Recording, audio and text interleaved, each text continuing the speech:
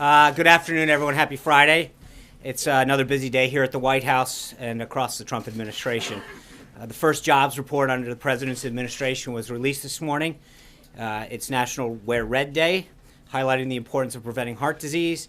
It's National Catholic Schools Week, and the president's going to be signing some executive orders, delivering some much-needed regulatory relief to lenders and borrowers in the next few minutes.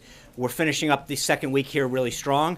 Yesterday was another great deal was reached with Lockheed Martin for the purchase of a new lot of F-35s.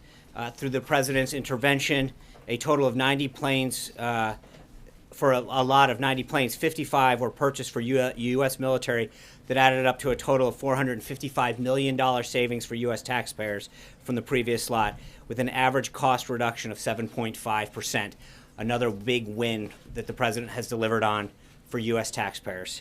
Speaking of good numbers, let's turn to the jobs report. The economy added more than 227,000 new jobs, significantly more than the 175,000 that had been expected. Today's report reflects the consumer confidence that the Trump presidency has inspired. According to a recent Gallup poll, economic confidence is at a new high, and ADP showed strong private sector hiring. President Trump campaigned on how to make America work again. Even before he took office, the markets knew he would deliver on that promise. The president's already taken significant steps to turn our economy around, and he's looking forward to ensuring that every American who wants a job has the opportunity to find one. While the president's definitely pleased that the job growth has far surpassed expectations and that the labor force participation is rising, he also recognizes that there's a lot more work to be done. The president has a big and bold agenda to grow the U.S. economy and to create jobs. In just his first 2 weeks in office, he's met with more than 50 business leaders across a vast range of industries. This morning, the president participated in a strategic and policy forum with business leaders from some of our country's most successful companies. The president understands the importance of an open dialogue with fellow business leaders on how to make the nation's economy stronger. His firsthand experience as a successful businessman helps to guide his decisions as president, and he will continue to seek opinions of other job creators while crafting an economic agenda. All of these meetings are focused on one primary goal: providing new and improved employment opportunities for all Americans. We're looking at a full range of policy measures to achieve that goal: regulatory relief, tax and trade reform, empowering women in the workplace, rebuilding America's crumbling infrastructure, and improving our education system. Also today, in pursuit of that goal, the president will be signing 2 executive actions as part of his plan to overhaul our financial and regulatory system. I expect that to happen closer to the 1 o'clock hour. The first is an executive order proposing guideline principles that sets the table for a regulatory system that mitigates risk, encourages growth, and more importantly, protects consumers.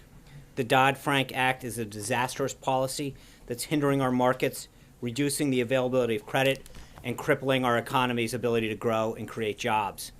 It imposed hundreds of new regulations on financial institutions while establishing unaccountable and unconstitutional a new agency that does not adequately protect consumers.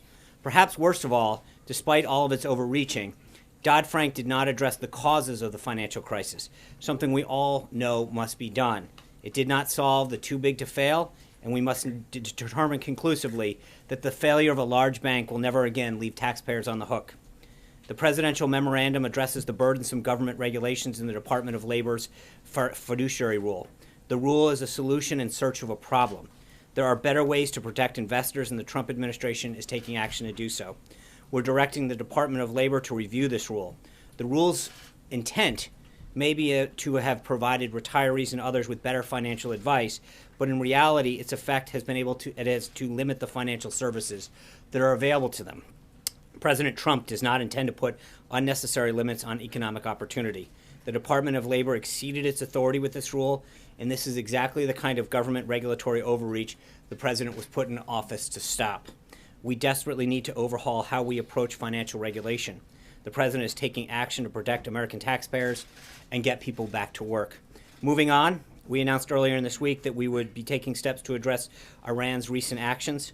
Today, the U.S. sanctioned 25 individuals and entities that provide support to Iran's ballistic missile program and the Islamic Revolutionary Quds Force. These designations are in response to Iran's ongoing ballistic missile program, including its ballistic missile test on January 29, 2017, as well as Iran's continued support for terrorism. We've taken these actions today after careful consideration and will continue to respond with appropriate action. These designations mark yet another stop in our continued effort to aggressively target Iran's ballistic missile program and terrorism-related activities. Over at the Department of Defense, Secretary Mattis is on a final day of a 2-day trip through Asia. He visited Korea yesterday and Japan today, returning to Washington tomorrow. Secretary Mattis' visit emphasizes the priority President Trump places on the Asia-Pacific and on strengthening the U.S. Republic of Korea alliance in the face of a growing North Korea nuclear and ballistic missile threat. In the Senate, the President now has 11 cabinet nominees waiting a full Senate vote on their confirmations. We look forward to welcoming these individuals into the administration. Regarding the weekend's plans, the President will debut his second weekly Facebook Live event this evening at 5 o'clock. You can expect him to recap another week of action on behalf of the American people. He'll also comment on his selection of Judge Neil Gorsuch to be the next Associate Judge of the Supreme Court. And while recognizing Black History Month, he will discuss his vision to deliver more opportunity and safety for the African-American community.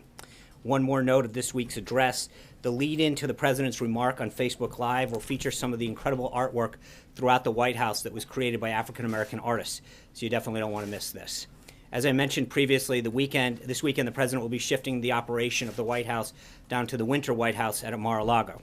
While in Florida, he'll hold meetings and calls with advisors and staff to plan for another big week of action on behalf of the American people. We'll provide readouts of these as they occur.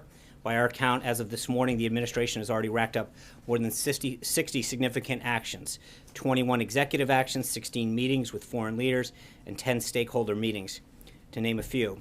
We're looking at another productive week next week. On Monday, the President will visit Central Command and Special Operations Command headquarters at MacDill Air Force Base.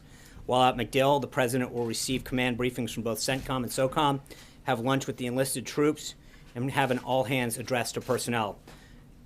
General Dunford and General Flynn will also be present for the meetings, and the President will return to Washington that evening. With that, I'm going to go to my first Skype question seat, Jackie Nesbral from NBC6 in South Florida. Jackie. Good afternoon. On behalf of the viewers of South Florida, thanks so much for this opportunity. You know, a lot of focus on foreign affairs this week and new sanctions announced today against Iran. And of course, Miami, as you know, is home to the largest Cuban-American community in the country. And during the campaign, President Trump talked about his discontent with the warming of U.S.-Cuba relations implemented by President Obama. And in the last days of his administration, he ended the wet foot, dry foot policy, leaving thousands of Cubans in limbo. So my question is twofold. A, has there been any contact between your administration and the Cuban government? And B, are there any plans to change the current policy right now? Thanks, Jackie. We are in the midst of a full review of all U.S. policies towards Cuba. The President is committed to an agenda of ensuring human rights for all citizens throughout the world. And as we review those policies in Cuba, that will be forefront in our policy discussions, but there's nothing that we have on that front at this point. Francesca Chambers. Thank you, Sean. Today, the United States put new sanctions on Iran. Previously, this morning, the President had said that they were playing with fire. You said that appropriate actions would continue to be taken. Is this the full extent of the punishing actions that we're seeing right now? And are military options still on the table in response to the administration saying that all options are on the table? Thanks for the question. I think one of the things that the President has said throughout the campaign during the transition and since becoming President is that he doesn't like to telegraph his options. That's how he believes that you can have a much greater successful option. So I'm not going to go into the full extent. I think today's sanctions really represent a very, very strong stand against the actions that Iran has been taking and make it very clear that the deal that they struck previously was not in the best interest of this country, and that President Trump is going to do everything he can to make sure that Iran has stayed in check. So it is possible that there are more actions coming, though. I would never rule anything off the table. I think the President's made it clear throughout his time that that's what's going to happen. Jeff. Yeah. Thanks a lot, Sean. I wanted to ask about one of the members that has been announced as being part of President Trump's team. It's Gina Haspel. Senator Ron Wyden has written to the President saying that her background makes her unsuitable to be the CIA deputy director. And what he was specifically referencing was her role in the enhanced interrogation program that the CIA had during the course of the Bush administration. Do you believe that this background is a disqualifier for that position? I think she has had an unbelievably distinguished career as a covert operative. She basically gave up that to come out and serve in this role at the request of Director Pompeo. And I think she has been a very, very distinguished servant to the American people and is highly qualified for that position. Next, I'm going to go to Jock McKelvin over at from WMUR in New Hampshire. Josh. Hey, Sean. Sean, thanks for taking the question. I know you're looking forward to the Patriots coming down in a couple of months. A lot of people up here hoping that happens as well. Getting to business, though, for more than 2 years, the #1 public health and safety threat facing the state is the heroin and opioid crisis. During the campaign, the president promised to be swift and aggressive when it came to this problem, stopping the flow of drugs coming across the border. Increasingly, though, the problem lies in synthetic fentanyl that's being cooked up in labs in the Northeast. What is the administration doing on that front, as well as the treatment aspect of addiction? And secondly, if I may, with the understanding it is a state issue, New Hampshire is poised to become a right-to-work state, but the vote is expected to be close. Given the administration's favorable view of right to work, is it actively engaged in that effort? And if not, what is the general message from the White House? Thanks, Josh. First, on the opioid crisis, that is a major problem for not just New Hampshire, but for so many states across the country. I think one of the things beyond the health issue is to make sure that we're looking at border issues. And the flow of heroin through our southern border is something that the president obviously takes. That's part of his whole strong immigration stance, strong border security. Having that wall built, having additional assets on the southern border will go a long way to stem the flow of illegal drugs into the country from our southern border up through the states. It was obviously, as you mentioned, a big issue that he made in New Hampshire throughout the primary and continued so in the campaign. And that's going to be something that as soon as Tom Price and others are confirmed throughout the department, this has got a health component to it. It's got a border issue to it. So there is a multi-government approach that needs to be taken to the opioid crisis. With respect to right to work, I think you accurately portrayed it. The president believes in right to work.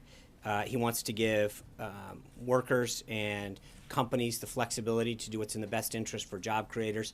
Obviously, the vice president has been a champion of this as well. It's something that is a big deal in Indiana and something that he has championed as well.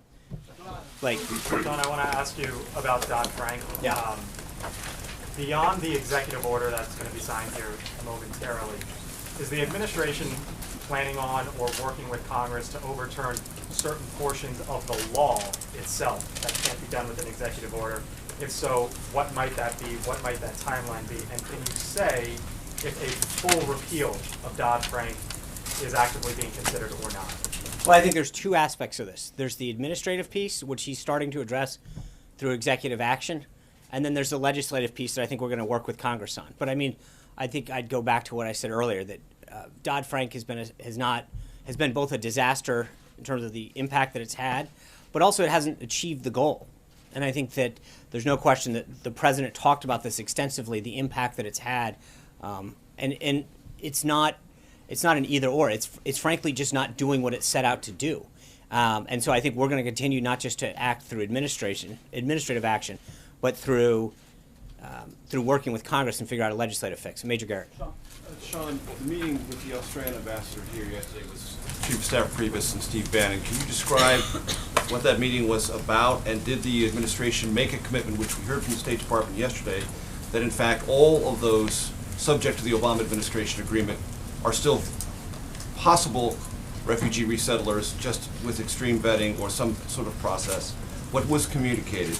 And on the Iran sanctions, Adam Zubin is the acting Treasury Secretary. He was, of course, in charge of sanctions at the Treasury Department before. Oftentimes, these are a long time in development. Were these sanctions something that were kind of on his desk or had been identified, and that's what made them so, if not easy, available to enact so rapidly? Yeah, I think those are. I think you correctly pointed out. I mean, he served in the last administration. These kind of sanctions don't happen quickly. But I think the timing of them was clearly in reaction to what we've seen over the last couple of days. We knew we had these options available to us because they had been worked through the process. but we acted swiftly and decisively today because the timing was right. So, they were in the pipeline. They had been staffed and approved, and the president made the decision that now was the time to do it based on recent action. And I'm sorry. And on the look, Chief of Staff Priebus and Chief Strategist Bannon did meet with the Prime Minister yesterday. I think they had a very productive. The ambassador. Thank you. Appreciate the correction. They did have a very productive and candid conversation. We have a tremendous amount of respect for the people of Australia, for Prime Minister Trumbull, and it was a follow-up on the call, but we're going to continue to work through this. We're going to honor the commitments that we've made in some way, meaning that we are going to vet these people in accordance with the agreement that happened, and we'll continue to have further updates as we do. John Roberts. Sean, your statement last night on settlements in Israel. Has there been a shift in U.S. policy? While you said that you didn't think that they were helpful to achieving peace, Right. you also didn't think that they were an impediment to peace, which would represent a departure for both Obama and Bush. And there was no reaffirmation of a two-state solution in that statement. So where are you on that? The president's committed to peace. That's his goal. And I think when the president and Prime Minister Netanyahu meet here on the 15th, that will obviously be the topic on that. At the end of the day, the goal is peace. And I think that's what you have to keep in mind. I think that is going to be a subject that they discuss when they meet on the 15th. And that's as far as I want to go on that. Trey. Back to the settlement. Yeah. What is your position on settlements in terms of whether or not they, you said that they were not an impediment to peace, but you also don't want them building new ones. Right. So I think the statement is very clear about that. We don't believe that the existence of current settlements is an impediment to peace, but I think the construction or expansion of existing settlements beyond the current borders is not going to be helpful moving forward.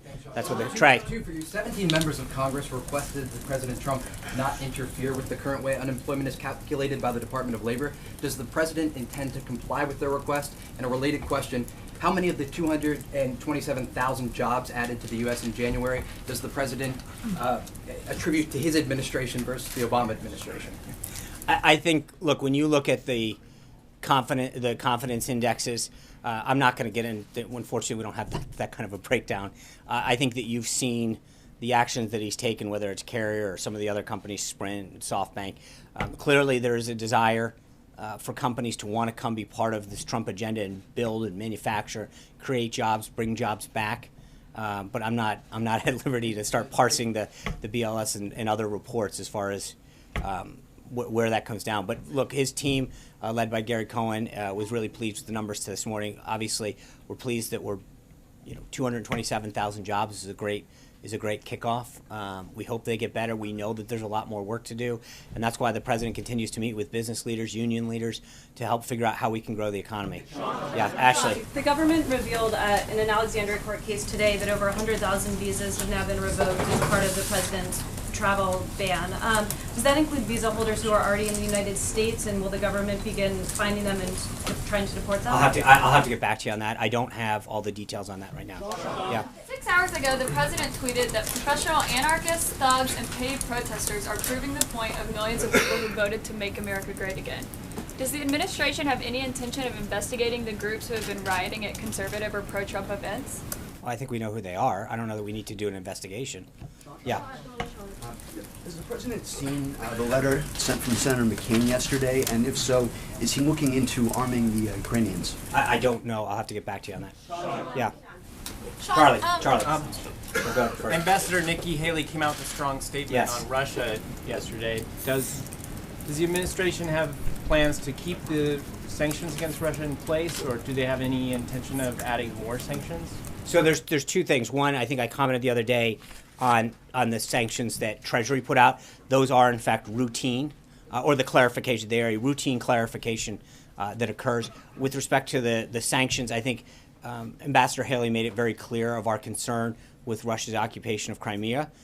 We are not, and so I think she spoke very forcefully and clearly on that. If I can, I'd like to go to the third Skype question, Christopher Sine from ABC 15 in Arizona.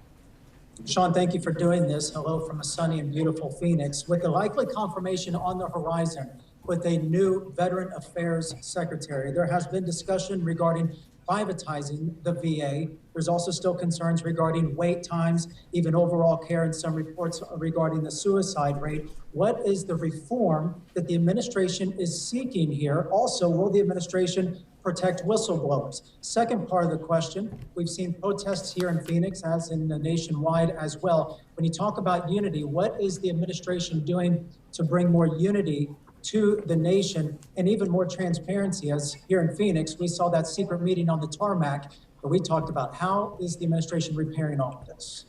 Thanks, Chris. First, I mean, I think the president, mostly through deed, continues to show that he wants to bring people together in this country, figure out how to move the country forward, both economically, job-wise. I think that is something that he continues to show a desire for. He talked about it in his inaugural address and the prayer breakfast. So I think he's going to continue to throw through both word and deed his desire to move the country forward. I'm trying to think. Can you go back to the first part? That's all right. The confirmation, likely confirmation. Oh, yeah. Of the Dr. Shulkin. Yeah, look, I think first and foremost on VA reform, the number one thing is to get Dr. Shulkin confirmed. And so many of these, as I brought up in the past couple days, it's hard to talk about how we're going to enact an agenda of reform when Senate Democrats continue to slow walk some of these folks. And I think that's a big problem. Dr. Shulkin is the right individual to reform the VA, to understand whether it's lending or medical care, the problems and the challenges that we face at the VA. These are people who have served our nation and deserve the best care they can get, whether that's the mortgage lending, health care, or the variety of other stuff that the VA serves or provides to our veterans. And I think that what the president has done is talk to people like Dr. Toby Cosgrove at Cleveland Clinic and other business leaders about providing a better approach to serving the needs of our veterans. Right now, you're right, there are still wait times that are unacceptable. There's care that's unacceptable. We've got to address that, and he's going to continue to do it. David Jackson? Sean, during the campaign, candidate Trump repeatedly said he was going to avoid the Iranian nuclear deal. Right. The bottom line, is he going to do that, or is he going to let it stand? I think today's action speaks for itself in terms of the sanctions. He's made it very, very clear, David, that the deal that was struck was a bad deal, that we gave Iran too much and we got too little for it. And I think that he is going to continue to be tough on Iran in a way that wasn't done in the last 8 years. I think today's actions and the way that we expedited those sanctions are another example of how he's going to stay tough on them. Let me go to the fourth Skype. Dale Jackson from WVNN Talk Radio in Huntsville, Alabama. Sean, thank you very much for taking questions from outside the elite media bubble there in D.C. My question is about immigration. Donald Trump made this the forefront of his campaign, the foundation of it, yet the DACA and DAPA programs still exist. And I learned from a member of Congress yesterday that the Trump administration is still issuing work permits to some of these individuals. Question one is, when are these programs going to be ended? And question two, when will they stop issuing work permits to these individuals? Well, thanks, Dale. I think, as you know, Secretary Kelly just assumed office. We are reviewing these programs. We've made it very clear that we'll have further updates on immigration, both with regard to DACA and DAPA. The president has made significant progress on addressing the pledge that he made to the American people regarding immigration problems that we face, and I think we're going to see more action on that in the next few weeks. Yes, sir. Yesterday, the president described NAFTA as a catastrophe. We've heard about his concerns with Mexico, but I'm wondering if he can outline some of the irritants that he finds along the Canadian border, and if there's any talk of a meeting with Prime Minister Trudeau. I think he has spoken to Prime Minister Trudeau. I know that they're looking at setting up a time to come down. We've been in constant contact with Canadian officials, and I think that will be a meeting that is set up very shortly. Sarah? Thanks, Sean. Russia's foreign minister has pressed the administration for further details on the president's plans to establish safe zones in Syria. The president is said to have discussed this yesterday with King Abdullah. When can we expect further details on that plan? That's a good question. I think that we are, as you noted in the readouts from last weekend, that has been a subject that has come up with all of the Middle East leaders that he's talked about. It's an area that he feels strongly about, and I think as he continues to have follow-up conversations, we can expect further details. It's something that Secretary Tillerson obviously just got sworn into office, that there will be further follow-up on that. Yeah. President will meet with Japanese Prime Minister Abe next Friday. Yes. So what's the main topic of the meeting? Will the president tell us, Japanese Prime Minister Shinzo Abe, right, Japan should pay more pick up all the expense to maintain U.S. military base in Japan? Right. I think there's going to be a lot of both trade and national security.